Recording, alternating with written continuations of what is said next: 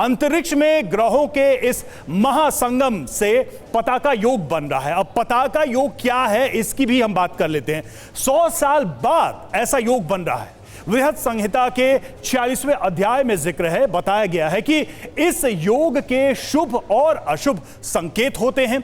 दक्षिण दिशा में ग्रह छोटे दिखे तो अशुभ माना जाता है और ग्रह चमकीले नजर आए तो इसके शुभ संकेत होते हैं। इसको हम समझने की कोशिश करते हैं। देखिए, ज्योतिषाचार्यों के मुताबिक पताका योग 4 राशियों को फायदा देगा। अब वो 4 राशियां कौन कौन सी है? देखिए, मेष है, वृषभ है, मकर है, कुंभ है, जबकि कर्क, वृश्चिक, मीन और मिथुन राशि के जातकों को समस्या आ सकती है। अब ये अलग अलग जातक और अलग अलग राशियां किसको फायदा किसको नुकसान, ये भी हम आगे आपको बताएंगे, समझने की कोशिश करेंगे। आपने देखा ही कि हमारे साथ ज्योतिषाचार्य हैं, अपने विषय के जानकार, और ऐसे में इस खगोलीय महासंगम से कुछ सवाल तो उभरते ही हैं। सवाल है कि पताका योग से अलग अलग राशियों के जातकों पर कैसा असर पड़ेगा, ये आगे आपको हम कार्यक्रम में बताएंगे। आप सब जो यहां पर देख रहे हैं कार्यक्रम, अपनी राशियां याद रखिएगा और हम सब के ऊपर क्या असर पड़ेगा, हो सकता है आप लोगों को भी इस बारे में पता चले आज। और पताका योग से देश और दुनिया पर, पूरे ब्रह्मांड संसार पर कैसा असर पड़ेगा, यह भी आगे आपको हम कार्यक्रम में बताएंगे। और ज्योतिषाचार्य जितने हमारे पास मौजूद हैं, हम उन्हीं से इस प्रश्न का उत्तर लेने की कोशिश करेंगे। आप श्रुति जी, सबसे पहले तो चूंकि आप रह गई थी, आप पिछड़ गई थी इस जो खगोलीय घटना को लेकर हम बहस कर रहे थे, अब पताका योग को लेकर आप क्या बताना चाहेंगी दर्शकों को? बहुत सारे लोग जानना चाहते हैं कि ये योग है क्या, इसका प्रभाव क्या है, अच्छा और बुरा दोनों। देखें, किसी भी चीज़ को उससे पहले कि मैं उसका कोई निष्कर्ष निकालूं, साइंस में भी यही होता है कि हम कोई मीन्स एंड मेथड होता है ऑब्जर्व करने का, है ना, कि हमने ये मेथड अप्लाई किया तो हमारे पास ये रिजल्ट आया।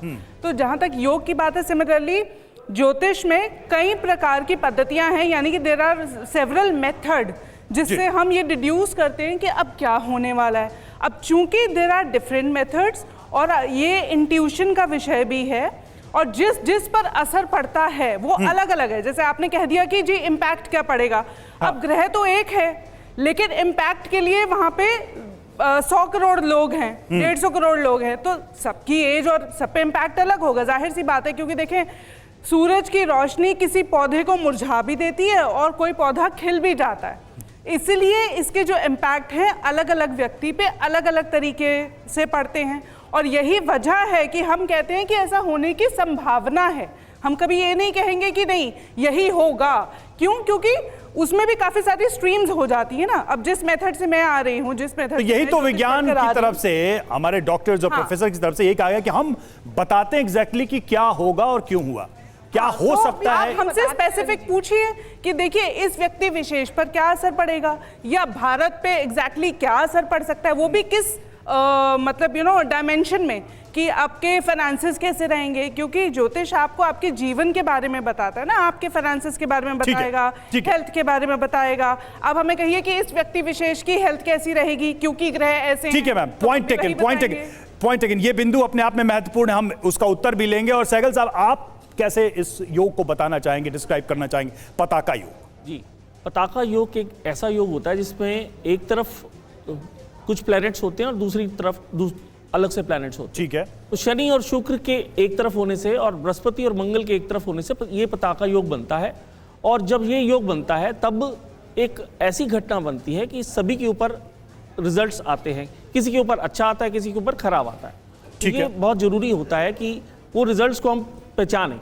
और राशि के अनुसार अगर हर व्यक्ति अपने कुछ उपाय होते हैं उन्हें कर ले। नहीं, ये तो सबने बताया कुछ अच्छा कुछ बुरा, लेकिन किस पर क्या होगा ये हम समझना चाह रहे थे। जी, हर व्यक्ति कैसे देखे इसको, मैं कैसे देखूं?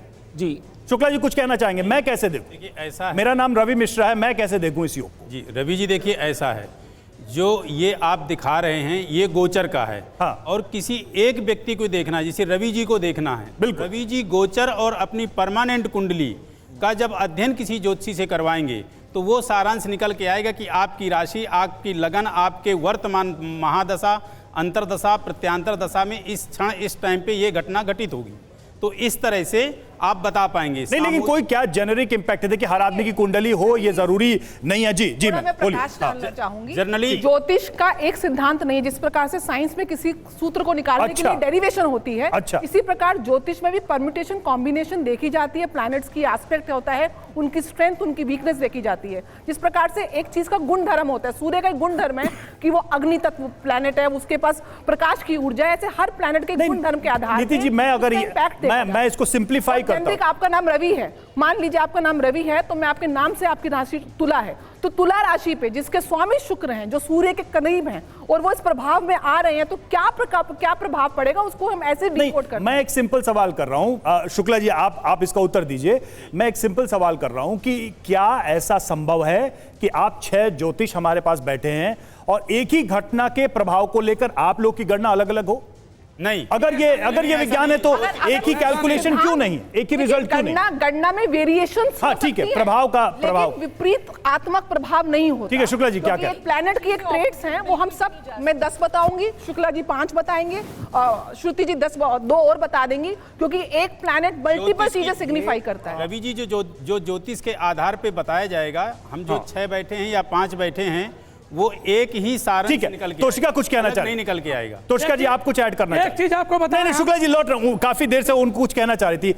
हम लौट रहे आपके पास मुझे पता है कि आप कुछ पॉइंट ऐड करना चाह रहे, तो वहां पे बात रह गई थी। जैसे आप कैलकुलेशंस की यहाँ पे बात करें, नीति जी ने और यहाँ पे अरविंद जी ने एक चीज़ यहाँ पे बहुत क्लियरली बोली कि आपकी राशि के अनुसार जो है आपकी प्रेडिक्शन की जाती है, लेकिन उसके साथ साथ आपका गोचर स्थिति क्या चल रही है, दैट मीन्स ट्रांजिट क्या चल रहा है। जिस प्रकार से ये प्लैनेट्स अलाइन हो रहे हैं, ये ट्रांजिट को रिप्रेजेंट करते हैं। आपकी व्यक्तिगत दशा क्या चल रही है, उसी तरीके से मैं उसी पॉइंट पे नीति जी आ रही हूँ, प्लीज।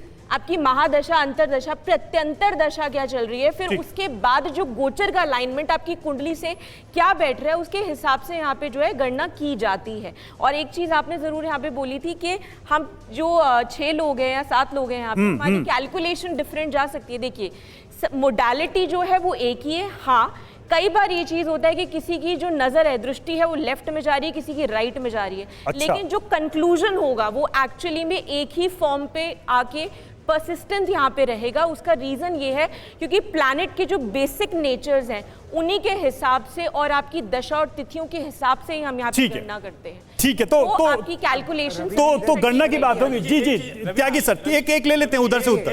एक चीज और जल्दी से, एक चीज और कहना चाहूंगा। सबसे प्राचीन क्या है हमारे धर्मशास्त्र में? वेद। तो ये वेद की जो ज्योतिष है, वेदस्य निर्मलम चक्षु ज्योतिष शास्त्र कलमसम, यह वेद की चक्षु है, नेत्र है। इससे प्राचीन और कोई विज्ञान और चलिए ठीक है।